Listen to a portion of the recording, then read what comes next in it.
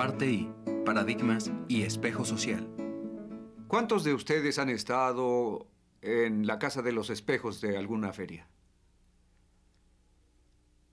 ¿Qué tal si esa fuera la única fuente de información que tuvieran sobre su cuerpo? Alguna absurda caricatura. Por ejemplo, yo una vez me vi sin cabello. ¿No es absurdo? La mayoría de los mapas de la gente son una función del espejo social. Viven fuera del espejo social y de su memoria. Una mamá me dijo el otro día, no puedo entender a mi hija. De repente ya tiene 17 años y es como si fuera otra persona. Nunca la había visto tan poco cooperativa, tan rebelde, tan enojada, tan poco dispuesta a ayudarnos en la casa o siquiera abrirse a cualquier influencia. ¿Qué está sucediendo en el mapa o el paradigma de su cabeza? ¿Y qué se hace con ese mapa? ¿Se actúa de acuerdo a él?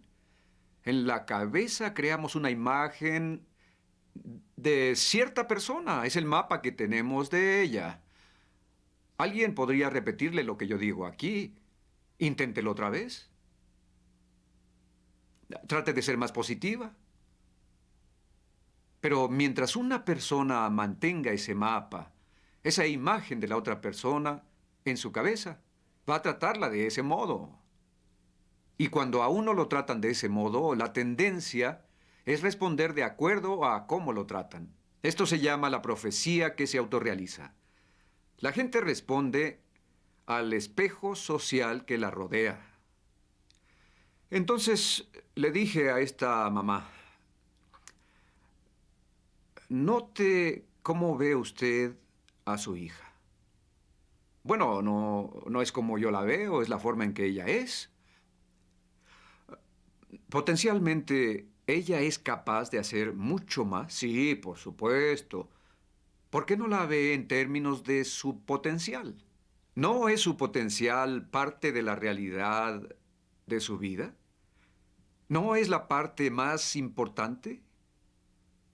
Sus manifestaciones presentes, cuando ella pasa por las altas y bajas emocionales de la llamada crisis de identidad de la adolescencia, son para usted incomprensibles.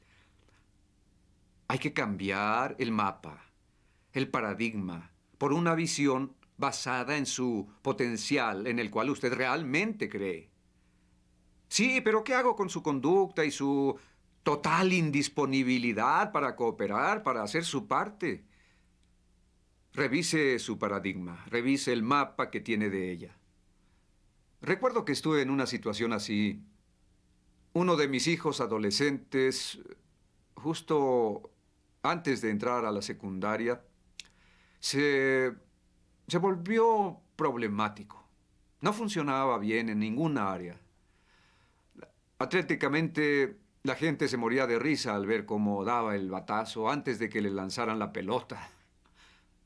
Académicamente, no es que le fuera mal en los exámenes, no podía ni siquiera empezarlos. Y socialmente, a veces, era muy tímido. Vean la evidencia que teníamos. Y Sandra y yo, mi esposa, decíamos sobre esto, quizá cada familia merece tener uno así.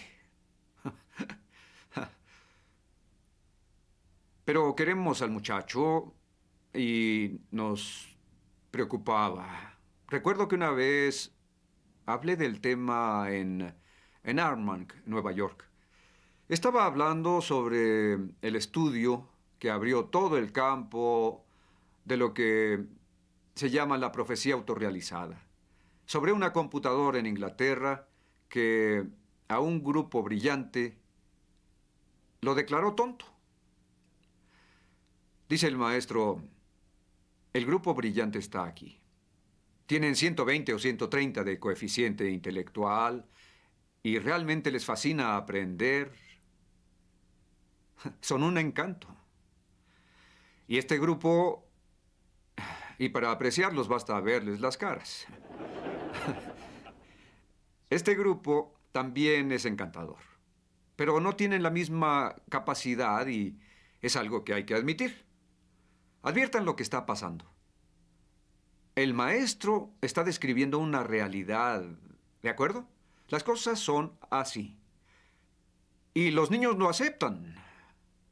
Y actúan así durante un periodo de varios meses. En otras palabras, eso se vuelve su visión, su paradigma. Pero ¿saben qué? Varios meses después, se descubre que hubo un error en la computadora y los dos grupos fueron mal catalogados. Inmediatamente los examinaron, sin decir nada a nadie, y este grupo subió 18 puntos. Y este otro grupo bajó 14 puntos. La profecía que se autorrealiza. Nuestros mapas y paradigmas de nosotros mismos son en mucho una función del espejo social, una reversión basada en expectativas, paradigmas, representaciones mentales, mapas sostenidos por otras personas. Esa es la significación de los paradigmas. Y noten cómo la conducta y la actitud fluyen de cómo uno ve. Como iba diciendo, mientras yo estaba enseñando lo mismo que les enseño a ustedes ahora, en realidad estaba pensando en mi hijo. ¿Es posible que el problema sea mi paradigma? Que el problema sea yo y no mi hijo. Hablé con mi esposa cuando regresé de ese viaje y le dije, me pregunto si con el espejo social que manejamos no estamos contribuyendo bastante a los problemas y dificultades del chico, a sus carencias e inseguridades. Descubrimos que en cierta medida intentábamos ganar prestigio social gracias al desempeño de nuestros hijos. Eso era parte de nuestra motivación. Lo que la gente pensara de nosotros a través de nuestros hijos nos daba mucho gusto que hablaran bien de nosotros por el rendimiento de nuestros hijos. Nos preocupaba el peligro de no lograr ese prestigio. Vemos lo que buscamos. Así exploramos nuestros motivos y dijimos, esto no es lo que buscamos. Comenzamos a verlo de otro modo, como una persona con sus propios derechos, que no debe compararse con nadie más. Al no entrar en el espejo social de la comparación contra esquemas y normas, pudimos verlo como un ser de maduración tardía con tremendas potencialidades que no respondía en algunas áreas. No sabemos por qué. Todo joven es un gran potencial. Y estábamos tratando de ponerle etiquetas. ¿Ven a qué me refiero con que la tendencia es proyectar nuestras propias experiencias como en una película casera? Proyectar en otra persona y etiquetar, pero nunca exploramos nuestros propios motivos, nunca nos volvemos reflexivos e introspectivos. Las cosas iban bien con los demás niños, pero de repente algo nos sacó de nuestro procedimiento operativo estándar y no sirvió de nada que quisiéramos motivarlo con recetas fáciles como vamos, piensa positivamente, o no le quites la vista a la pelota cuando se aproxime. Atención, ahora tú bateas. Está bien, hijo, no te preocupes por eso. Olvídalo, todos cometen errores, está bien, no hay problema. Y cuando hablábamos a solas, ¡ay! Tenemos un gran problema. Duplicidad,